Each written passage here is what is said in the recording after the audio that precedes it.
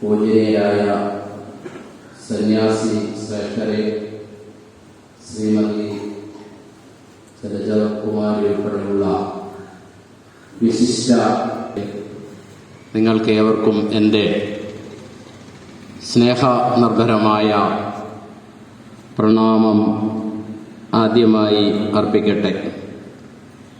ഈ വർഷത്തെ നാരായണ ഗുരുകുല കൺവെൻഷന് ഇന്നിവിടെ സമാരംഭം കുറിക്കുകയാണ്.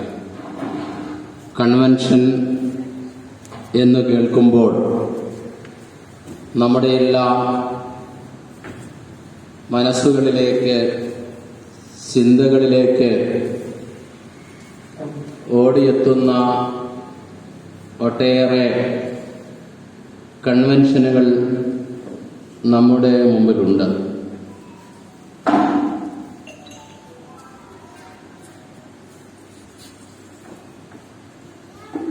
നമ്മുടെ ചുറ്റുപാടും നടക്കുന്ന മത കൺവെൻഷനുകൾ, സാമൂഹിക സാംസ്കാരിക രംഗങ്ങളിലെ കൺവെൻഷനുകൾ, രാഷ്ട്രീയ കൺവെൻഷനുകൾ, എന്നാൽ അതിൽ നിന്നും വ്യത്യസ്തമായ കാഴ്ചപ്പാടും ലക്ഷ്യവുമാണ് പതിറ്റാണ്ടുകളായി സംഘടിപ്പിച്ചു വരുന്ന നാരായണ ഗുരുകുല കൺവെൻഷൻ ഉള്ളത് എന്ന് ആമുഖമായി തന്നെ സൂചിപ്പിക്കുവാൻ ഞാൻ ആഗ്രഹിക്കുകയാണ്.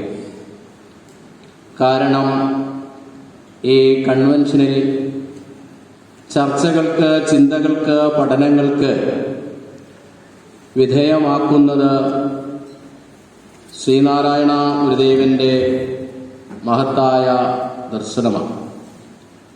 ആ ദർശനം ഉയർത്തിപ്പിടിക്കുന്ന ലക്ഷ്യങ്ങളെ അനർത്ഥമാക്കുക, അത് സ്വായത്തമാക്കുക, അതുവഴി ശ്രീനാരായണ ഗുരുദേവൻ എന്താണ് വിവക്ഷിക്കുന്നത്, അല്ലെങ്കിൽ എന്താണ് ലക്ഷ്യമിടുന്നത്, ആ ലക്ഷ്യപൂർണതയിലേക്കാണ് ഗുരുകുല കൺവെൻഷൻ കടന്നു പോകുന്നത്. ഇവിടെ നാം ഇപ്പോൾ കേട്ട ഗുരു നാരായണ പ്രസാദ് സ്വാമികളുടെ പ്രവചനത്തിലൂടെ അവസാനം സൂചിപ്പിച്ച ശ്രേയസിന്റെയും പ്രേയസിന്റെയും മാർഗം ഗുരു ഹോമമന്ത്രത്തിലൂടെ ഉയർത്തിക്കാണിച്ചത് ഗുരു ഇവിടെ സൂചിപ്പിക്കുകയുണ്ടായി.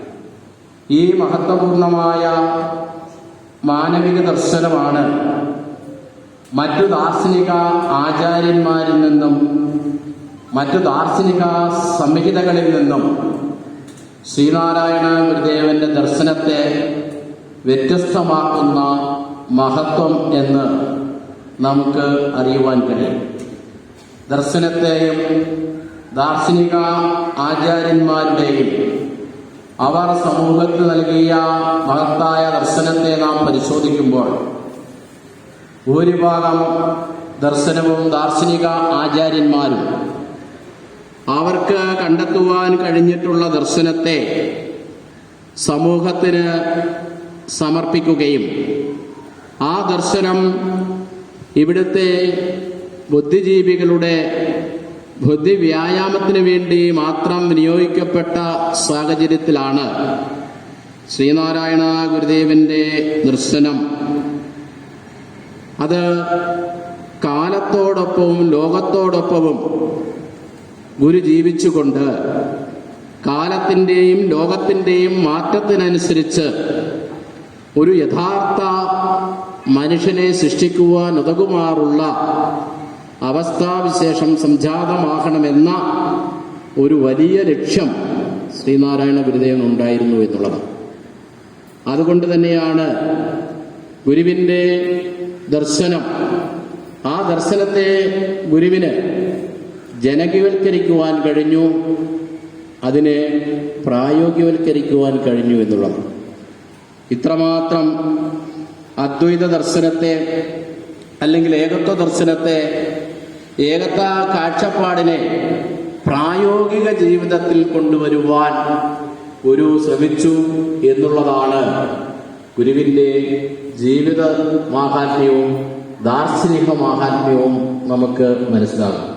അതുകൊണ്ട് ഗുരുവിൻ്റെ ദർശനത്തിലേക്ക്, ഗുരു സന്ദേശങ്ങളിലേക്ക്, ഗുരുവിൻ്റെ തത്വ സംഹിതകളൊക്കെ നാം പരിശോധിച്ച അതിൻ്റെ എല്ലാം ആകത്തുക എന്ന് പറയുന്നത് നന്നാകാനും ഒന്നാകാനുമാണ് എന്ന് കാണുവാൻ കഴിയും. മനുഷ്യൻ ഒന്നാകണം എന്നാണ് ഗുരുദർശനത്തിൻ്റെ ആകത്തുക നമ്മെ ഉത്ബോധിപ്പിക്കുന്നത്, നമ്മെ പഠിപ്പിക്കുന്നു. നന്നാകലിൻ്റെ പാത ഏറ്റെടുക്കുന്നത് മതവും വിശ്വാസവും ആചാരങ്ങളുമൊക്കെയാണ്. എന്നാൽ ആ ആചാരവും വിശ്വാസവുമൊക്കെ ദിശാബോധം തെറ്റുകയോ ദിശയിൽ നിന്ന് മാറി പ്രവർത്തിക്കുകയും സഞ്ചരിക്കുകയും ചെയ്യുന്ന സന്ദർഭത്തിലാണ് മതമേതായാലും മനുഷ്യൻ നന്നായാൽ മതിയെന്ന് ഗുരു പറഞ്ഞു. ഏത് വിശ്വാസ പ്രമാണങ്ങളിലൂടെ സഞ്ചരിച്ചാലും, ഏത് ആചാര അനുഷ്ഠാനങ്ങൾ അനുവർത്തിച്ചാലും മനുഷ്യനായി ജീവിക്കുവാൻ കഴിയണം എന്നാണ് ഗുരു നമ്മെ ഓർമ്മപ്പെടുത്തുന്നത്, ഗുരു നമ്മെ പഠിപ്പിക്കുന്നത്. അപ്പം നന്നാകുക എന്ന് വെച്ചാൽ നല്ല ആഹാര പദാർത്ഥങ്ങൾ കഴിച്ചുകൊണ്ട് ശാരീരിക പുഷ്ടി പ്രാപിക്കുക എന്നുള്ളതല്ല. നമ്മുടെ മനസ്സിനെയും ചിന്തകളെയും വിചാരങ്ങളെയും വികാരങ്ങളെയും എല്ലാം നേർവഴിക്ക് നയിക്കുവാനും സമ്പന്നമാക്കുവാനും കഴിയണം. മാനസിക ദൈക്ഷണിക ചിന്താമണ്ഡലങ്ങളെ സമ്പന്നമാക്കുകയാണ് നന്നാകുക എന്ന ഉത്ബോധനത്തോടെ നാം സ്വായത്തമാക്കേണ്ടത്. അങ്ങനെ ആ നന്നാകലിൻ്റെ പാത വെട്ടിത്തുടക്കണമെങ്കിൽ ജീവിത മൂല്യങ്ങളെയും മാനുഷിക മൂല്യങ്ങളെയും ഉയർത്തിപ്പിടിക്കുവാൻ നമുക്ക് കഴിയണം. വിവേകവും വിശേഷ ബുദ്ധിയുള്ള മനുഷ്യനെ സംബന്ധിച്ചിടത്തോളം ജീവിത മൂല്യങ്ങൾക്കും മാനുഷിക മൂല്യങ്ങൾക്കും വളരെയേറെ പ്രസക്തിയും പ്രാധാന്യമുണ്ട്. ആ ജീവിത മൂല്യങ്ങളെയും മാനുഷിക മൂല്യങ്ങളെയും ഉയർത്തിപ്പിടിക്കുന്നതിനുള്ള വലിയ ഉദ്ബോധനങ്ങളും ഉപദേശങ്ങളും ശ്രീനാരായണ ഗുരുദേവൻ സമയാസമയങ്ങളിൽ നൽകിയിട്ടുള്ള രചനകളിലും ഉപദേശങ്ങളിലുമെല്ലാം നമുക്ക് സമർപ്പിച്ചിട്ടുണ്ട്. അങ്ങനെ നന്നാകലിൻ്റെ പാത വെട്ടിത്തുറക്കുവാൻ കഴിയണം. ആ നന്നാകലിലൂടെ വിവേകത്തിൻ്റെ തിരിച്ചറിവിൻ്റെ പാതയിലൂടെ പോകുമ്പോൾ ഒന്നാകുവാനും നമുക്ക് കഴിയണം. അങ്ങനെ ആത്മീയ അടിത്തറയിൽ നിന്നുകൊണ്ട് മാനവ സമൂഹത്തിൻ്റെ ഭൗതിക ജീവിതത്തെ സമ്പന്നമാക്കിക്കൊണ്ട് ഒരു യഥാർത്ഥ മനുഷ്യനായി ജീവിച്ചുകൊണ്ട് ഒരു യഥാർത്ഥ സമൂഹത്തെ സൃഷ്ടിക്കണം എന്നുള്ളതായിരുന്നു ഗുരുവിൻ്റെ വലിയ കാഴ്ചപ്പാട്. അപ്പോൾ ഈ ഒന്നാകലിലൂടെ സമൂഹത്തിൽ ഉയർന്നു വന്നുകൊണ്ടിരിക്കുന്ന സമസ്ത സങ്കുചിത വിഭാഗീയ ചിന്തകളെയും തൂത്തെറിഞ്ഞുകൊണ്ട് സോദരത്വേന വാഴുന്ന സാഗോദരതുല്യം വാണരുളുന്ന ഒരു സാമൂഹിക പശ്ചാത്തലം ഇവിടെ സൃഷ്ടിക്കുക എന്നുള്ളതാണ്. അതിന് സാധാരണയായി ആധ്യാത്മിക ആചാര്യന്മാർ പല മാർഗങ്ങളും നമ്മോട് ഉപദേശിക്കാറുണ്ട്. ശ്രീനാരായണ ഗുരുദേവൻ നമ്മെ പഠിപ്പിച്ചത് ഉപാസനാ മാർഗത്തിലൂടെയും വിചാരമാർഗത്തിലൂടെയും ആത്യന്തികമായ ലക്ഷ്യത്തെ അനർത്ഥമാക്കുവാൻ കഴിയും എന്ന് കർമ്മ പദ്ധതികളിലൂടെയും ദാർശനിക ഉപദേശങ്ങളിലൂടെയും ശ്രീനാരായണ ഗുരുദേവൻ നമ്മെ പഠിപ്പിച്ചു. ഉപാസനാ മാർഗത്തിലൂടെ മനുഷ്യന്റെ ആത്യന്തികമായ ലക്ഷ്യത്തെ അനർത്ഥമാക്കുവാനും മനസ്സിനെയും ചിന്തകളെയും വിചാരങ്ങളെയും വികാരങ്ങളെയും എല്ലാം നേർവഴിക്ക് നയിക്കുവാൻ ഉപയുക്തമായ കർമ്മ പദ്ധതികൾ ശ്രീനാരായണ ഗുരുദേവൻ നിർവഹിക്കപ്പെട്ടിട്ടുണ്ട്.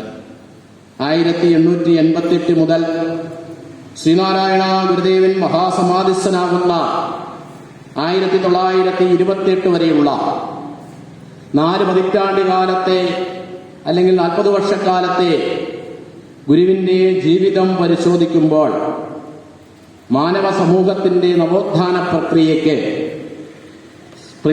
പ്രക്രിയ സ്വായത്തമാക്കുവാൻ, അത് പ്രാപ്യമാക്കുവാൻ ഗുരു കണ്ടെത്തിയത് ഉപാസനാ മാർഗത്തിലൂടെയുള്ള പ്രവർത്തനമായിരുന്നു എന്ന് കാണുവാൻ കഴിയും.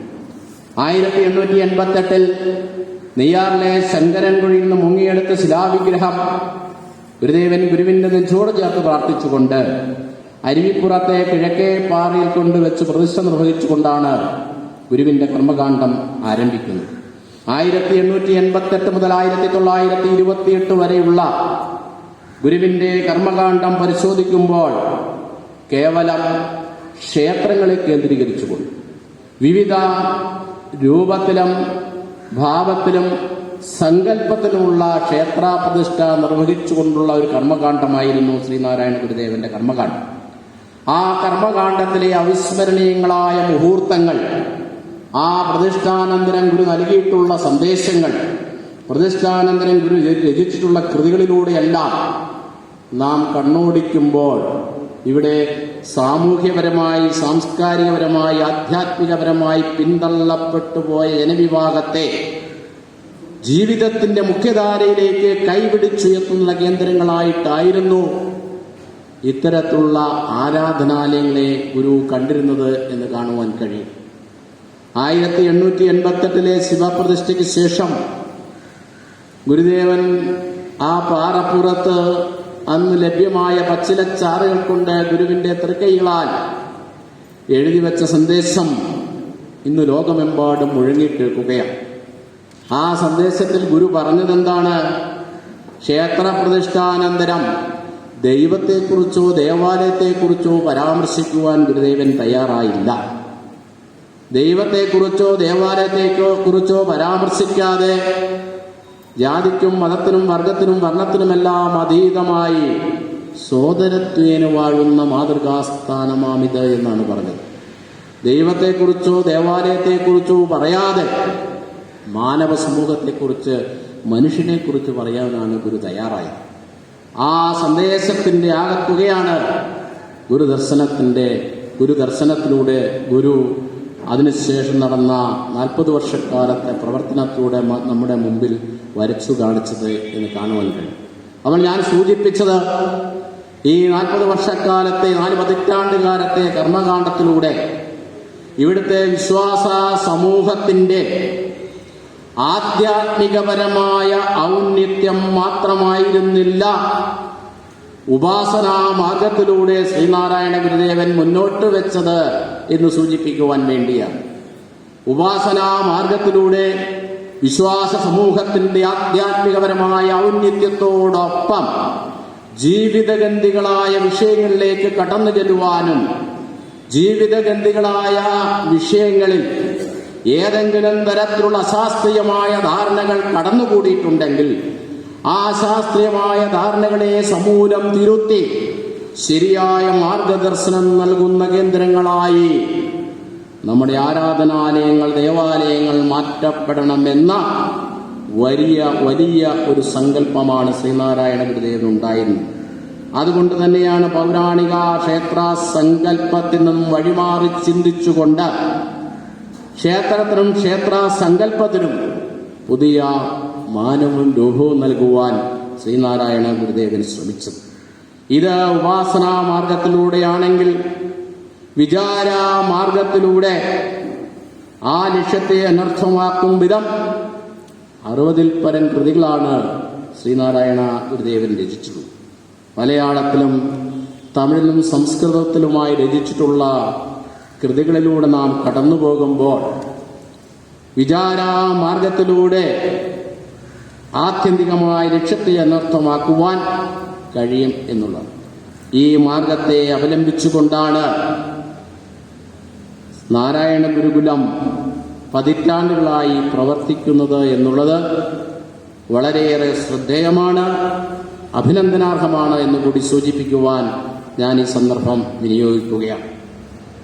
എന്നെ സംബന്ധിച്ചിടത്തോളം 80കളിലെ ശിവഗിരി ബ്രഹ്മവിദ്യാലയത്തിലെ ഒരു വിദ്യാർത്ഥിയായിരിക്കുന്ന കാലം മുതൽക്ക് തന്നെ ഗുരുകുല കൺവെൻഷനിൽ ശ്രോതാവായും പഠിതാവായും പങ്കെടുക്കുവാൻ അവസരം ലഭിച്ചിട്ടുള്ള ഒരു വ്യക്തി എന്ന നിലയിൽ 3 പതിറ്റാണ്ട് കഴിയുമ്പോൾ ഈ ഗുരുകുല കൺവെൻഷൻ ഔപചാരികമായി ഉദ്ഘാടനം ചെയ്യുവാൻ സാധിച്ചതിലുള്ള ഭാഗ്യം, അതിൻ്റെ അനുഗ്രഹം നിങ്ങളുമായി ഞാനിവിടെ പങ്കുവയ്ക്കുകയാണ്. അതുകൊണ്ട് ഗുരുകുല കൺവെൻഷനിലൂടെ നാം ചർച്ച ചെയ്യപ്പെടുമ്പോൾ ശ്രീനാരായണ ഗുരുദേവന്റെ വിശ്വമാനവിക ദർശനത്തിൻ്റെ ആഴങ്ങളിലേക്ക് കടന്നിറങ്ങുവാനും ആ ചർച്ചകളിലൂടെ ചിന്തകളിലൂടെ ഉരുത്തിരിയുന്ന വിചാരധാരകൾ നമ്മുടെ സാമൂഹിക നന്മയ്ക്ക് വേണ്ടി, നമ്മുടെ വ്യക്തി ജീവിതത്തിൽ മാത്രമല്ല വ്യക്തി ജീവിതത്തെ സമ്പന്നമാക്കിക്കൊണ്ട് സാമൂഹിക ജീവിതത്തെ സമ്പന്നമാക്കുവാൻ കഴിയണം.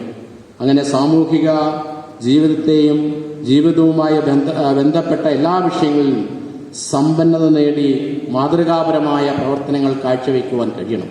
മാതൃകാപരമായ ജീവിതം കാഴ്ചവെക്കുവാൻ കഴിയണം. അതായിരിക്കണം ഗുരുകുല കൺവെൻഷനിലൂടെ നമുക്ക് നേടുവാൻ കഴിയേണ്ടത്. വർഷം തോറും നാം ഇങ്ങനെ നാരായണ ഗുരുകുലത്തിൽ കൺവെൻഷന് വേണ്ടി സംഗമിക്കുമ്പോൾ കഴിഞ്ഞകാല പ്രവർത്തനങ്ങളിലേക്ക് തിരിഞ്ഞു നോക്കുവാൻ നമുക്ക് കഴിയണം. ശ്രീനാരായണ ദർശനാനുസാരിയായ ജീവിതത്തിലൂടെ, ശ്രീനാരായണ ഗുരുദേവന്റെ വിചാരധാരയിലൂടെ, ദാർശനിക ചിന്തകളിലെ സ്വായത്തമാക്കിക്കൊണ്ടുള്ള ജീവിതത്തിൽ നമുക്കുണ്ടായ നേട്ടങ്ങളെയും കോട്ടങ്ങളെയും വിലയിരുത്തുവാൻ നമുക്ക് കഴിയണം. ഏതെങ്കിലും തരത്തിലുള്ള കോട്ടങ്ങൾ ഉണ്ടായിട്ടുണ്ടെങ്കിൽ ആ കോട്ടങ്ങളെ മാറ്റുവാനുള്ള ഒരു തിരുത്തൽ സന്ദർഭമായി ഓരോ കൺവെൻഷനുകളും നമുക്ക് മാറ്റപ്പെടേണ്ടതുണ്ട്. അതുവഴി മാത്രമേ കൺവെൻഷൻ നൽകുന്ന മഹത്തായ ലക്ഷ്യത്തെ അനർത്ഥമാക്കുവാൻ കഴിയുള്ളൂ. ശ്രീനാരായണ ഗുരുദേവന്റെ മഹത്വപൂർണമായ ഈ ദർശനം ഉൾക്കൊണ്ടുകൊണ്ട് ചിന്തയിലൂടെ, ചർച്ചയിലൂടെ, പഠനത്തിലൂടെ അത് ഹൃദയം കൊണ്ട് ഏറ്റുവാങ്ങി നമ്മുടെ ജീവിതത്തെ അർത്ഥസമ്പുഷ്ടമാക്കുവാൻ ശ്രീനാരായണ ഗുരുദേവന്റെ അനുഗ്രഹ കൃപാ കടാക്ഷം നമുക്കേവർക്കും ലഭ്യമാകട്ടെ എന്ന പ്രാർത്ഥനയോടുകൂടി നിങ്ങളുടെ എല്ലാവരുടെയും അനുവാദത്തോടും ആശീർവാദത്തോടും അംഗീകാരത്തോടും കൂടി ഈ വർഷത്തെ ഗുരുകുല കൺവെൻഷൻ ഔപചാരികമായി ഉദ്ഘാടനം ചെയ്തതായി അറിയിക്കുന്നു. നന്ദി, നമസ്കാരം.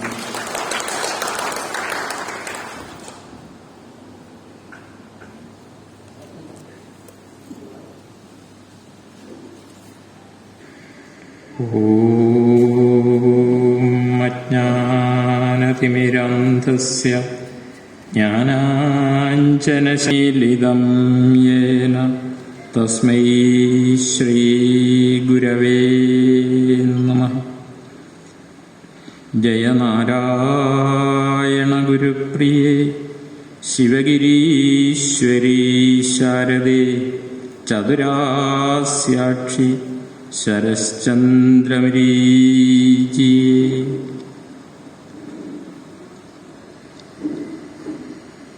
സ്വാമി അതുപോലെ തന്നെ സ്വാമി മന്ത്രചൈതന്യ തുടങ്ങി ഇവിടെ സന്നിഹിതരായിട്ടുള്ള ബഹുമാന്യരായ സന്യാസിമാർ, സന്യാസിനിമാർ, ഏറെ പ്രിയപ്പെട്ട ഗുരുകുല ബന്ധുക്കൾ, ഈ സമ്മേളനത്തിൽ പങ്കെടുക്കാനായി വന്നിട്ടുള്ള ബഹുമാന്യരായ സഹോദരി സഹോദരന്മാർ, എല്ലാവർക്കും ആദ്യം തന്നെ നാരായണ